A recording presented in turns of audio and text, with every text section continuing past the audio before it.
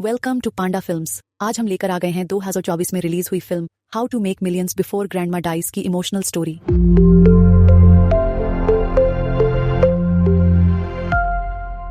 तो मूवी की शुरुआत में हम एक ओल्ड लेडी को कब्र पर प्रे करते हुए देखते हैं, पर जिसकी भी वो कब्र है उसकी रियल फैमिली से ज्यादा यह ओल्ड लेडी प्रे कर रही होती है। दरअसल वो कब्र एक अमीर आदमी की है जिसे एक बड़े से प्लॉट में दफनाया गया होता है, और पता है उस ओल्ड लेडी की इच्छा यही है कि उसे भी मरने के बाद ऐसे बड़े से प्लॉट में दफनाया जाए। पर इतने बड़े प्लॉट को खरीदने के लिए मिलियन लगते हैं। मरने के बाद छोटी कब्र में दफनाया जाए या बड़ी कब्र में, इससे क्या फर्क पड़ता है। खैर, यह तो ना हमें समझ में आता है और ना ही उस ओल्ड लेडी की फैमिली को। उसकी एक बेटी होती है और एक नाती भी जिसका नाम एम है। दोस्तों, तो ये लोग आज अपने बुजुर्गों को रिस्पेक्ट देने आए होते हैं। एम का सारा ध्यान वीडियो गेम्स खेलने पर होता है। वो तो अपनी फैमिली की हेल्प भी नहीं करना चाह रहा होता है। बताओ दोस्तों, क्या कहता है? मॉम, मैं तो कम से कम यहाँ पर आया जो हूँ। अंकल कैन की फैमिली तो आज आई भी नहीं है। फिर कैन अपनी वाइफ और बेटी से वीडियो कॉल पर बात कर रहा होता है, जिन्हें ग्रैंडमा खरी खोटी सुनाती है कि साल में एक बार तो आना होता है, वो भी तुम्हारी फैमिली से होता नहीं है क्या। इसके बाद वो एम को फ्लावर पेटल्स देते हुए कहती है, बेटा अपने बुजुर्गों की कब्र पे इसको डाल दो। एम तो दोस्तों जैसे तैसे फूल को फेंक देता है। ग्रैंडमा उसको ठोकते हुए कहती है, सही कह रहे हो तुम, किसी काम के हो ही नहीं। और फिर वो खुद ही फूलों को चारों तरफ फैलाने लगती है। दोस्तों, एम फिर से गेम खेलने में लग जाता है। लगता है गेम बहुत प्यारा है इसको, पर उसके पीछे उसकी ग्रैंडमा डिसबैलेंस होकर गिर जाती है और फिर उन्हें हॉस्पिटल में एडमिट करना पड़ता है। वहां भी उनके बेटे को नहीं बल्कि बेटी को ही रहना पड़ता है। और इस एम को देखिए, यह काम का बहाना करके घर पर गेम्स खेलने में बिजी है। जब उसकी मॉम घर आती है तो वो अपनी मॉम की ओर चेयर करते हुए कहता है, थोड़ा आराम कर लीजिए मॉम, आप काफी थक गई होंगी। वैसे आपने मेरा मैसेज पढ़ा क्या? उसकी मॉम कहती है, हाँ, तुम्हें नया कंप्यूटर चाहिए और उसे खरीदने के लिए मेरी कार्ड डिटेल्स की जरूरत है। तुम्हें एक बात बताऊं, जब तुमने गेमर बनने के लिए पढ़ाई छोड़ी थी तब तुमने मुझसे कहा था कि मॉम, मैं ट्रक भरकर पैसे कमाऊंगा और इन पैसों से अपना अपार्टमेंट लूंगा। साथ ही ये भी कहा था कि मॉम, मैं आपको भी घर खर्च के लिए पैसे दूंगा। तो क्या हुआ उन बातों का? एम कहता है, हाँ हाँ मॉम, मुझे सारी बातें याद हैं, पर आप मेरे जख्म पर नमक मत छिड़को। ये कहकर दोस्तों वो फिर से गेम खेलने बैठ जाता है। एम को आगे उसकी मॉम बताती है, सुनो, डॉक्टर ने बताया कि ग्रैंडमा के पेट में कुछ दिनों से दर्द था और उनके स्टूल में ब्लड भी आ रहा है। काफी चेकअप करने के बाद पता चला कि उन्हें कैंसर है और वो सिर्फ 1 साल की मेहमान है। इसीलिए काम करो, तुम रोज ग्रैंडमा से मिलने उनके घर आते जाते रहना। याद रहे, उन्हें कैंसर के बारे में कुछ मत बताना, क्योंकि मैं चाहती हूँ कि वो अपने आखिरी वक्त में टेंशन मुक्त जिंदगी जिए। दोस्तों, ग्रैंडमा को कैंसर है ये जानने के बाद भी एम का कोई खास रिएक्शन नहीं होता। हाँ, वो यह जरूर कहता है, मॉम, मुझे वहां जाने के बस पैसे चाहिए, वो दे दो आप, क्योंकि आपको तो पता है कि आजकल टाइम ही मनी है। कुछ दिनों के बाद एम अपनी ग्रैंडमा से मिलने उनके घर जाता है। अचानक एम को अपने घर पे देखकर वो शॉक हो जाती हैं और पूछती हैं, आजकल तुम लोग कुछ ज्यादा ही मुझसे मिलने आ रहे हो, क्या बात है? वो भी कहता है, कैसी बात कर रही हो ग्रैंडमा, हम फैमिली हैं तुम्हारी, हम नहीं आएंगे तो कौन मिलने आएगा? और आप वो छोड़ो, ये देखो मैं आपके लिए क्या लेकर आया हूँ, मैं आपके लिए नूडल्स लेकर आया हूँ। ग्रैंडमा कहती हैं, मैं नूडल्स तो नहीं खाती। तब दोस्तों वो उनसे पूछता है कि फिर आप ही बताइए आपके लिए क्या लेकर आऊं। तो वह पास वाले मार्केट की दुकान से फिश फ्राई लाने को कहती हैं। पर एम जब उस शॉप पे पहुंचता है तो देखता है ये तो लंबी लाइन लगी हुई है यहाँ पर, इसलिए वो दूसरे शॉप से फिश फ्राई लेने के लिए चला जाता है और ग्रैंडमा को दे भी देता है। पर ग्रैंडमा देखते ही पहचान जाती हैं कि नहीं, ये उस शॉप की है ही नहीं जहां से मैंने कहा था लाने को, इसमें काफी ऑयल है, नहीं, मैं इसे नहीं खाऊंगी। दोस्तों, यह जानकर एम वापस से मार्केट जाकर लाइन में लग जाता है और कुछ देर के बाद फिश लेकर वापस ग्रैंडमा के पास पहुंचता है। तब उसे पता चलता है कि ग्रैंडमा उसे नहीं खाएगी, क्योंकि उन्होंने पहले वाले फिश फ्राई को ही खा लिया। ये देखकर एम कहता है कि आप भी ना ग्रैंडमा, जब पहला वाला ही खाना था तो मुझे दोबारा क्यों भेजा? इसके बाद वो ग्रैंडमा के कहने पर उनके गॉड के लिए पानी उबालकर उन्हें ऑफर करता है। लेकिन दोस्तों, यहाँ पर कंडीशन ये होती है कि ग्रैंडमा जो भी पानी अपने गॉड को चढ़ाती हैं वो कुकर में उबाला होना चाहिए था, ना कि किसी दूसरे बर्तन में। तो वो अपने नाती से पूछती हैं, भाई उसमें सीटी की आवाज क्यों नहीं आई? वो कहता है कि वो तो मैंने माइक्रोवेव में उबाला था। बस दोस्तों, ये सुनकर ग्रैंडमा भड़क जाती हैं और कहती हैं, बेटा, हर काम को करने का एक सलीका होता है, सिर्फ काम करने के लिए काम मत करो, कम से कम सही ढंग से काम तो किया करो। ये कहकर वो एम को घर से निकाल देती हैं और उसके मुंह पे ही दरवाजा बंद कर देती हैं। इतना गुस्सा होती हैं कि एम भी कहता है, ठीक है, मैं कल से सही पानी उबाल कर दे दूंगा। मगर वो कहती हैं, नहीं, यहाँ आने की जरूरत ही नहीं है, तुम एक भी काम ढंग से नहीं करते। दोस्तों, एम को तो जैसे छुटकारा ही मिल गया था एक तरफ से, तो वो अपनी एक फीमेल फ्रेंड मिली से मिलने जाता है। वहां वो नर्स का कॉस्ट्यूम देखकर कहता है कि अरे वाह, तुमने नर्स का काम शुरू कर दिया क्या? वो भी कह देती है, नहीं नहीं नहीं, वो तो मेरे ओनली फैंस के लिए कॉस्ट्यूम है। अलग अलग कॉस्ट्यूम पहनकर परफॉर्म करने से ऑडियंस ज्यादा आता है ना। दोस्तों, इससे हमें थोड़ा ऑकवर्ड भी लगता है कि ये क्या कर रही है। हीरो उससे पूछता है कि तुम्हारे एक ग्रैंडपा थे ना, जिनकी तुमने आखिरी वक्त में सेवा की थी और उन्होंने अपनी पूरी प्रॉपर्टी जाते वक्त तुम्हारे नाम कर दी थी। वो कहता है, हाँ मुझे पता है। फिर वो कहती है, तुम्हें फाइनेंशियली एक्सप्रेस फील होता है कि तुम्हारी ग्रैंडमा से एक अजीब सी स्मेल आती होगी? वो कहता है, हाँ हाँ, वो तो हर बुजुर्ग इंसान से आती है। तो वो कहती है, तुम्हें उनके साथ इतना वक्त बिताना है कि वो स्मेल तुम नोटिस करना ही बंद कर दो। इससे उनके दिल में तुम्हारे लिए एक खास जगह बन जाएगी। ये जानते ही एम सीधे मॉल में जाता है जहाँ उसकी मॉम काम करती हैं। वो उन्हें बताता है कि मैं अब कुछ दिनों तक ग्रैंडमा के साथ ही रहूंगा। इसलिए दोस्तों वो ग्रैंडमा के घर की डुप्लीकेट चाबी उसे दे देती है, जिसका यूज करके वो ग्रैंडमा के घर में घुस जाता है। ग्रैंडमा उसको देखकर फिर से शॉक हो जाती है कि तुम फिर आ गए। वो पूछती हैं, एक बात बताओ, तुम मुझसे मिलने के लिए बार बार आ क्यों रहे हो? मुझे तो अब शक हो रहा है कि कहीं मुझे कुछ हुआ तो नहीं है। तो दोस्तों इस पर एम ग्रैंडमा को सारी सच्चाई बता देता है। साथ ही वह यह भी कहता है कि मॉम और अंकल नहीं चाहते कि आपको कैंसर के बारे में पता चले। डॉक्टर ने कहा है कि आपके पास सिर्फ 1 साल ही है, पर आपको तो पता है कि डॉक्टर ऐसे प्रिटेंड करते हैं जैसे वह भगवान है और उन्हें सब पता है। आपको वो एमा आंटी तो याद है ना, जिन्हें डॉक्टर ने 6 महीनों की मोहलत दी थी, मगर देखिए वो तो 10 साल से मजे में घूम रही हैं और अभी भी बिल्कुल सही हैं। पता है ग्रैंडमा, आपने मेरे बचपन में मुझे इसी घर में रखकर मेरा खूब ख्याल रखा था और अब ख्याल रखने की बारी मेरी है। मैं आपके साथ कुछ वक्त गुजारना चाहता हूँ। दोस्तों ग्रैंडमा अपने नाती की ये बातें सुनकर राजी हो जाती हैं, जिससे एम को लगता है कि बस प्लान का आधा काम तो हो ही गया। अगली सुबह 5 बजे एम की अलार्म क्लॉक बजती है, पर वो जागता ही नहीं। जब वो जागता है तो काफी सवेरा हो चुका था। वो भागकर रेलवे स्टेशन जाता है, क्योंकि इतनी बड़ी होने के बाद भी ग्रैंडमा रेलवे स्टेशन पर कंजी नाम की एक डिश बेचने का काम करती है। वो जाकर ग्रैंडमा से पूछता है, आपने मुझे जगाया क्यों नहीं? वो कहती हैं, क्यों, मैं कोई अलार्म क्लॉक हूँ क्या? और दोस्तों एम उनकी बातों पर ज्यादा ध्यान न देते हुए काम में उनकी मदद करने में जुट जाता है। फिर काम करने के बाद में ग्रैंडमा अपनी एक फ्रेंड से मिलने जाती हैं और उन्हें अपने कैंसर के बारे में बताती हैं कि मुझे कैंसर हो चुका है। दोस्तों ग्रैंडमा की जो फ्रेंड है उन्हें पहले से कैंसर था। वो कहती हैं, चलो बहन, तुम्हारा ख्याल रखने के लिए तुम्हारे पास तुम्हारा ग्रैंडसन तो है, कम से कम मुझे तो खुद ही अपना ध्यान रखना पड़ता है। इसके बाद ग्रैंडमा और एम बैंक जाते हैं ताकि ग्रैंडमा पैसा जमा कर पाएं। एम उनकी बैंक डिटेल्स न देख ले, इसलिए वो एम को बाहर रुकने को कहती हैं। बड़ी तेज अदा से एम बोलता है, ग्रैंडमा मैं कौन सा चोर हूँ? पर वो कहती हैं, न्यूज में देखते नहीं क्या, अक्सर लोग ऐसी ही धोखाधड़ी करते हैं। अपने घर वालों के साथ अगली सुबह जब एम जागता है तो देखता है कि उसकी मॉम आई हुई हैं और ग्रैंडमा ने काफी फैंसी कपड़े पहने हुए हैं। एम को तो समझ ही नहीं आता कि इतने सवेरे सवेरे बन ठन कर ग्रैंडमा कहाँ जाने वाली हैं। तब उसकी मॉम बताती हैं, तुम ही नहीं आया करते थे, पर हर संडे बाकी के फैमिली मेंबर्स उनसे मिलने आते हैं। सच में दोस्तों कुछ ही देर में ग्रैंडमा के बेटे यानी अंकल कैन की फैमिली उनसे मिलने आ जाती है। ये लोग संडे साथ में बिताते हैं। यहाँ वो ग्रैंडमा से उनकी तबीयत के बारे में पूछते हैं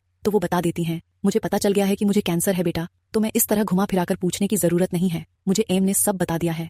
दोस्तों यह सुनकर सभी गुस्से में एम की ओर देखने लग जाते हैं कि तुमने क्यों बताया। तब एम ये कहकर बच जाता है कि ग्रैंडमा को अपनी बॉडी के बारे में जानने का पूरा हक है। हम कौन होते हैं उनसे उनकी बॉडी के बारे में कुछ भी छुपाने वाले। इसके बाद ग्रैंडमा के तीनों बच्चे उनसे कहने लगते हैं कि मॉम आपको घबराने की जरूरत नहीं है, हम आपका अच्छे से ख्याल रखेंगे। एम की मॉम तो मॉल में अपनी ड्यूटी को नाइट शिफ्ट में करवा लेती हैं ताकि दिन में वो मॉम को कीमोथेरेपी के लिए लेकर जा पाएं। तब एम कहता है, क्या आप इसके बदले कुछ एक्सपेक्ट कर रही हैं मॉम? वो कहती हैं, बेटा क्या बात कर रहे हो, मैं क्या एक्सपेक्ट करूंगी, मेरी मॉम की तबीयत खराब है, मुझे तो उनकी देखभाल करनी होगी। इसके बाद वो अपनी मॉम को स्विमिंग पूल में एक्सरसाइज करवाती हैं, जहां ग्रैंडमा पता नहीं क्यों चिढ़ रही होती हैं। वो कहती हैं, मेरी वजह से तुम्हें काम से छुट्टी लेनी पड़ रही है, बताओ मैं दोबारा यहाँ पर कभी नहीं आऊंगी। और तभी एम फटाक से कह देता है, नहीं ऐसा नहीं है, मॉम ने अपनी ड्यूटी नाइट में शिफ्ट करवा ली है।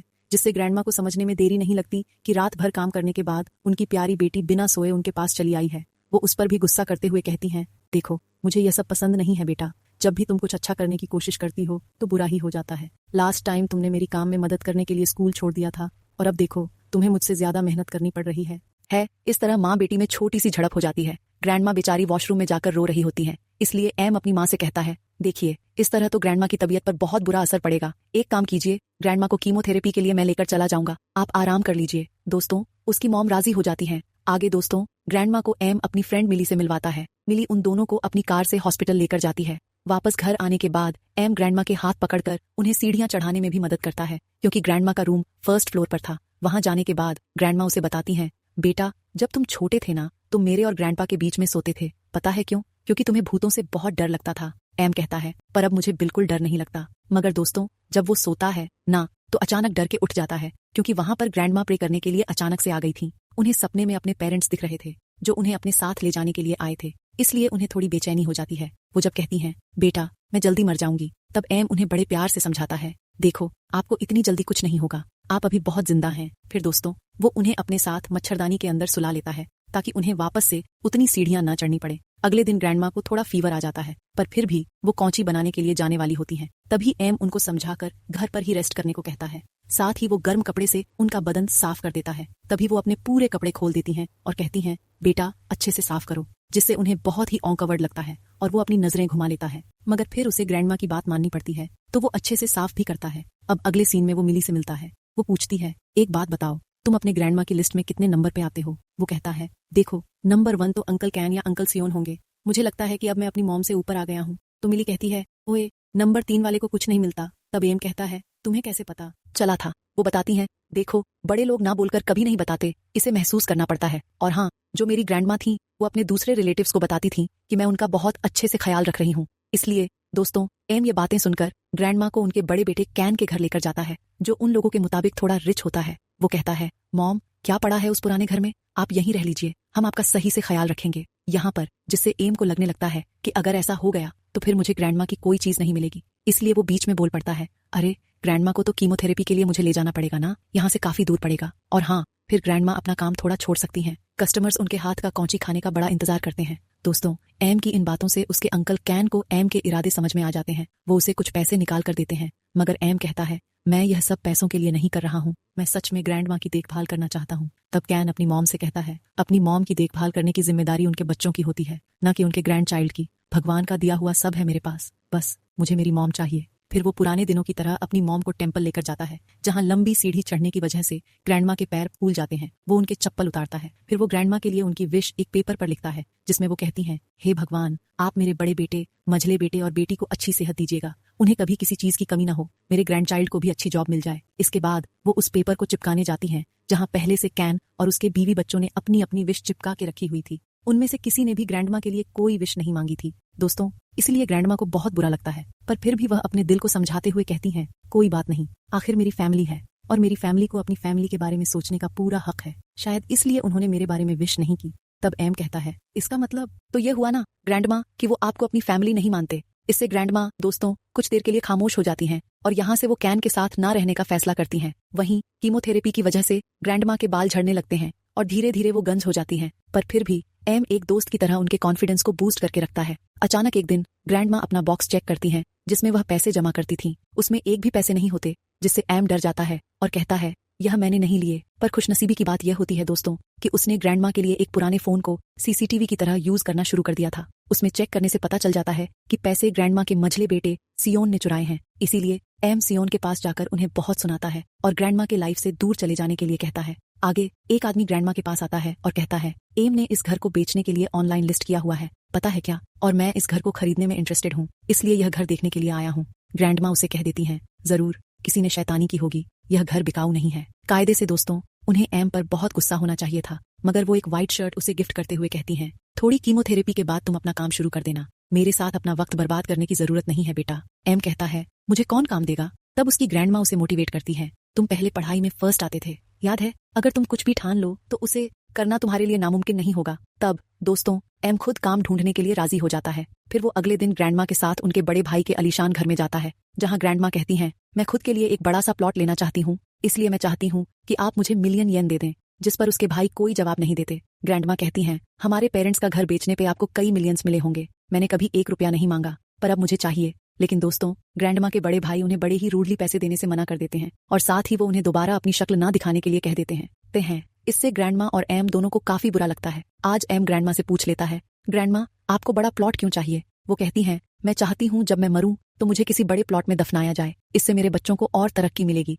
वो हमेशा भरे भुले रहेंगे। एम कहता है, आपके पेरेंट्स को तो छोटी सी जगह पर दफनाया गया था, फिर भी देखिए आपके बड़े भाई कितने अमीर हैं। देखो ग्रैंडमा, ये सारी बातें बस कहने की हैं। ग्रैंडमा कहती हैं, वो तो जो है सो है, पर तुम एक बात कान खोल के सुन लो, अगर तुमने मेरी कब्र पर जैसे तैसे फूल डाल दिए ना बाबू, तो मैं तुम्हें पक्का डराने के लिए वापस आऊंगी। थोड़ा हंसी मजाक चलता है। दोस्तों यहाँ पर इतने दिनों से जो कीमोथेरेपी चल रही थी, अगले दिन उसका रिजल्ट आता है। डॉक्टर का कहना होता है कि कोई भी इंप्रूवमेंट नहीं है, मगर एम ग्रैंडमा से कहता है, बेटर है, अब आपको कीमोथेरेपी की जरूरत नहीं है। मगर दोस्तों ग्रैंडमा समझ जाती हैं, क्योंकि उनकी फ्रेंड का कीमोथेरेपी के बाद कुछ दिनों में ही देहांत हो गया था। एम की मॉम का भी रो रो कर बुरा हाल हो जाता है, मगर ग्रैंडमा बहुत मजबूत होती हैं। कुछ दिनों में दोस्तों उनकी हिम्मत भी टूट जाती है और अब वो काफी दर्द में है, इसलिए वह बस मरने की दुआ कर रही हैं भगवान से। यह सारी चीजें एम से देखी नहीं जाती। जल्द उन्हें हॉस्पिटल में एडमिट कर दिया जाता है, जहां वह अपना घर अपने मझले बेटे सियोन के नाम कर देती हैं। इससे एम गुस्सा होकर पूछता है, क्या मैंने आपकी अच्छे से देखभाल नहीं की? फिर भी आपने मेरे साथ ऐसा क्यों किया? मैं आपके लिए इंपॉर्टेंट नहीं था क्या? ग्रैंडमा रोते हुए कहती हैं, मेरे पास देने को कुछ और नहीं है। इसलिए गुस्से में एम अपने घर चला जाता है। पर फिर वो सच में ग्रैंडमा की फिक्र होने लग जाती है। वो उनसे मिलने के लिए बहुत जल्दी वापस आता है और अच्छे से बात भी करता है। चाइनीज न्यू ईयर पे कैन अपनी मॉम से मिलने जाता है, पर तब तक उन्होंने बोलना ही बंद कर दिया था। एम को चाइनीज लैंग्वेज नहीं आती थी क्योंकि वह हमेशा से ही थाईलैंड में रहा है और उसे थाई लैंग्वेज ही आती है, मगर वो अपनी ग्रैंडमा के लिए चाइनीज सॉन्ग सीखता है और उन्हें सुनाता भी है।